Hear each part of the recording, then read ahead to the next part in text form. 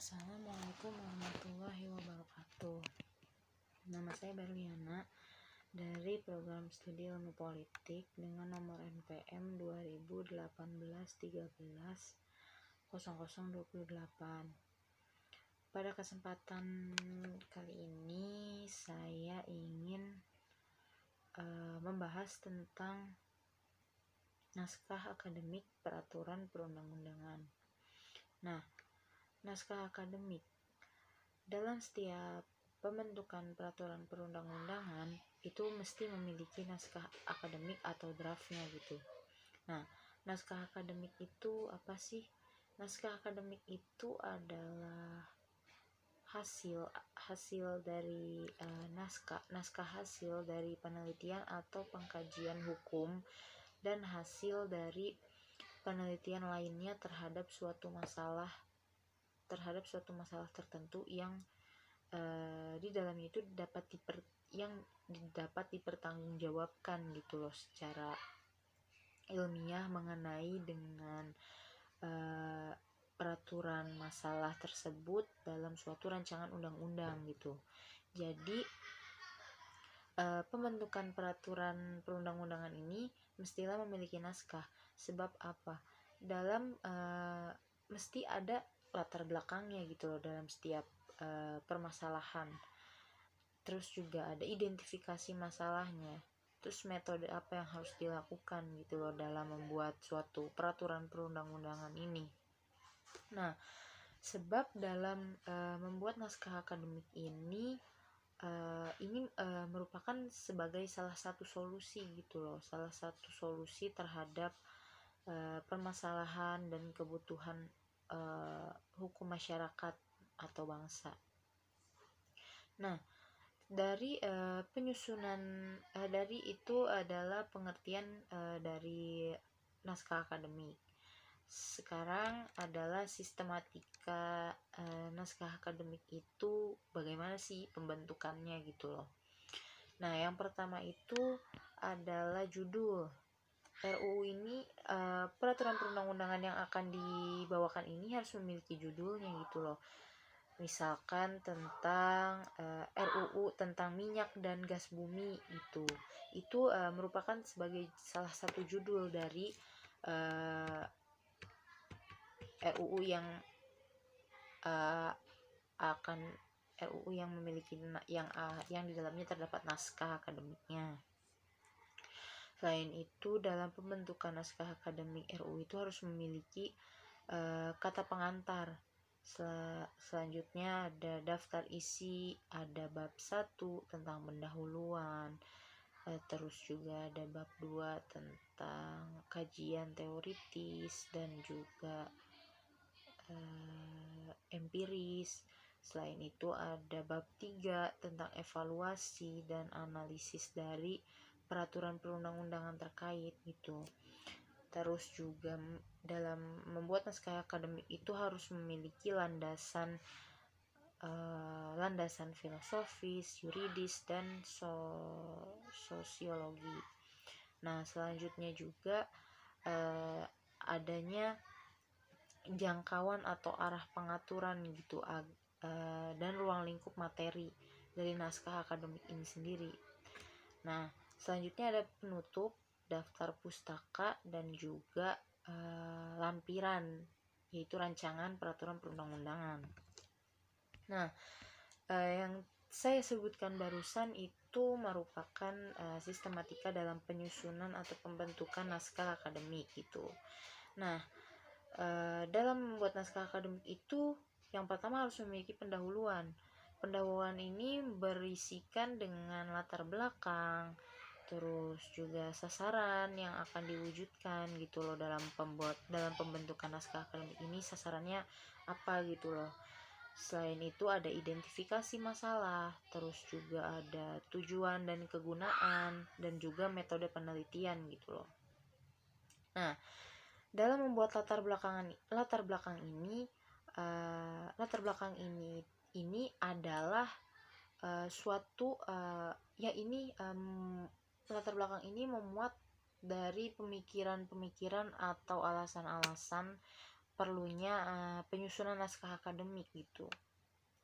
Selain itu penyusunan naskah akademik itu, sebab dengan adanya latar belakang ini sebagai acuan dalam pembentukan rancangan undang-undang baik di daerah, di provinsi ataupun di nasional gitu, yang memerlukan kajian mendalam dan juga secara teori dan secara keseluruhan atau komprehensif. Selanjutnya ada identifikasi masalah. Identifikasi masalah ini memuat rumusan yang mengenai masalah apa yang akan ditemukan dan diuraikan dalam naskah akademik tersebut gitu. Misalnya RUU tentang minyak dan gas bumi itu memiliki identifikasi masalah gitu, berdasarkan latar belakang yang sudah disebutkan, misalkan dari NA-nya, naskah akademiknya itu sudah disebutkan nih, misalkan latar belakangnya dari naskah akademik ini, lalu dicarilah atau diidentifikasikanlah masalahnya untuk kebutuhan penyusunan naskah akademik ini gitu loh. Misalnya tadi kan saya bilang minyak dan gas bumi. Identifikasi masalahnya itu apa yang menjadi pertimbangan dan landasan filosofi, sosiologis, dan yuridis dari pembentukan RUU minyak dan gas bumi ini. Terus juga apa sih yang menjadi sasaran, jangkauan, arah pengaturan, dan materi muatan yang perlu diatur dalam RUU minyak dan gas bumi ini. Selanjutnya ada bagaimana sih peraturan perundang-undangan yang terkait dengan pengelolaan minyak dan gas bumi saat ini gitu loh. Itu merupakan sebagai salah satu contoh dari naskah identifikasi masalah dari naskah akademik. Setelah dari latar belakang naskah akademik, selanjutnya ada tentang tujuan dan kegunaan penyusunan naskah akademik gitu. Tujuan dan kegunaan penyusunan naskah akademik ini harus sesuai dengan ruang lingkup identifikasi masalah yang dikemukakan, seperti yang tadi saya sebutkan tentang minyak dan gas bumi gitu loh. Nah, tujuan ini dikemukakan gitu loh dalam penyusunan naskah akademik untuk dirumuskan gitu. Misalkan tadi kan RUU tentang minyak dan gas bumi itu kegunaannya tujuan dan kegunaannya yaitu untuk mengetahui kondisi peraturan perundang-undangan yang terkait dengan pengelolaan minyak dan gas bumi saat ini gitu. Terus juga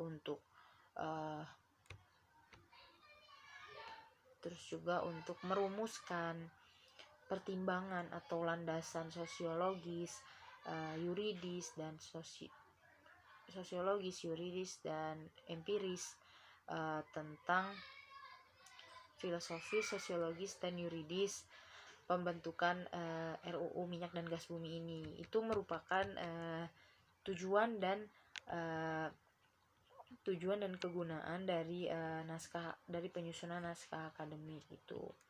Selanjutnya ada metode penyusunan naskah akademik. Nah, metode penyusunan naskah akademik ini merupakan suatu kegiatan penelitian gitu, sehingga digunakan metode penyusunan naskah akademik yang berbasiskan dengan metode penelitian hukum atau penelitian lain gitu. Jadi dalam metodenya ini, misalkan metode ini kan ada berupa data gitu ya. Data yang diperlukan dapat berupa data primer dan data sekunder gitu. Data primer adalah data yang diperoleh secara langsung dari sumber pertama, itu data primer. Sedangkan data sekunder merupakan data yang diperoleh dari hasil penelusuran pustaka atau bahan hukum yang tersier gitu. Itu merupakan data primer. Lalu dalam metode pengumpulan data ini dilakukan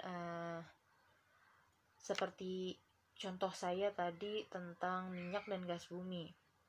Nah, minyak dan gas bumi ini misalkan ya, saya mengambilnya metode pengumpulan data secara kualitatif, di mana melalui dari studi kepustakaan atau literatur dan juga workshop, FGD, seminar atau wawancara.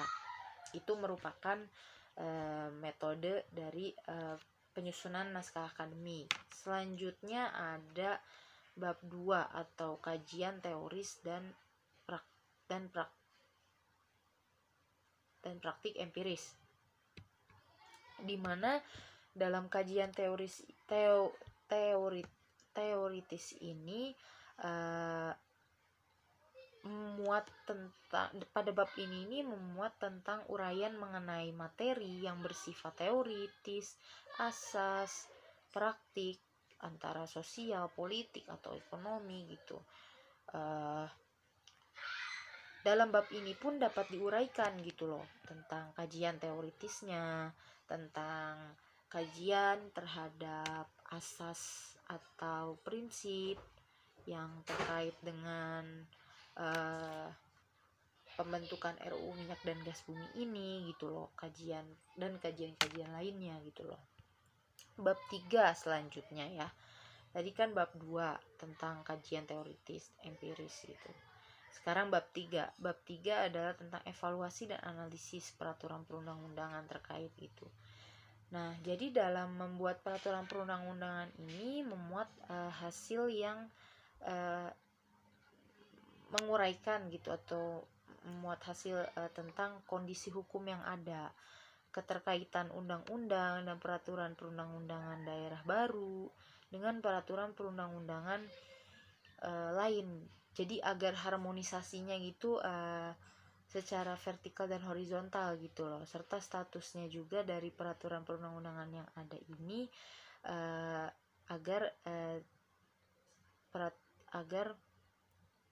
tidak adanya pertentangan gitu loh antara peraturan yang ini dengan yang lainnya gitu ya. Selanjutnya ada bab tentang landasan filosofis dan juga sosiologis. Nah, landasan filosofis, sosiologis dan yuridis ini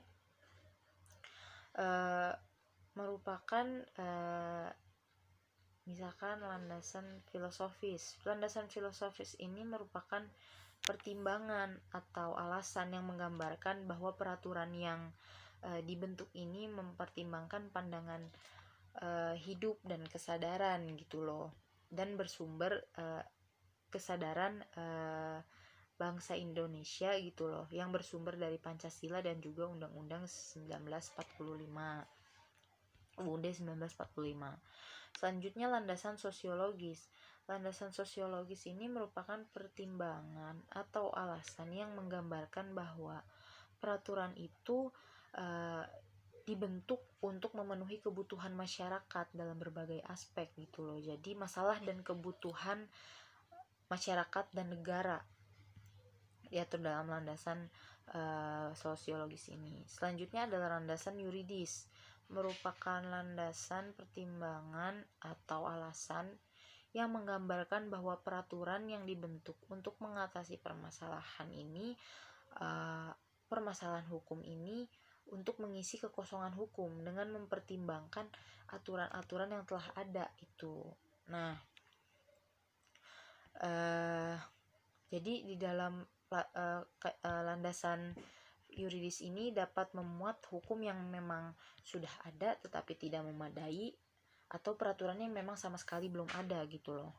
Selanjutnya adalah jangkauan, arah, dan ruang lingkup materi muatan undang-undang atau peraturan perundang-undangan itu. naskah akademik itu pada akhirnya itu berfungsi mengarahkan ruang lingkup materi muatan rancangan undang-undang itu untuk dirumuskannya melalui sasaran yang akan diwujudkan gitu loh, arah dan jangkauan pengaturannya gitu. Misalnya ketentuan umumnya, terus juga materinya yang akan diatur apa, ketentuan sanksinya, terus selanjutnya ada ketentuan peralihannya gitu loh. Selanjutnya yang terakhir adalah penutup. Dari penutup ini merupakan kesimpulan atau saran dari adanya rangkuman pokok pikiran yang berkaitan dengan praktik penyelenggaraan itu termasuk ke dalam kesimpulan. Sedangkan saran ini lebih kepada rekomendasi tentang bagaimana sih prioritas penyusunan peraturan perundang-undangan ini gitu loh. Dan masih banyak lagi. Selanjutnya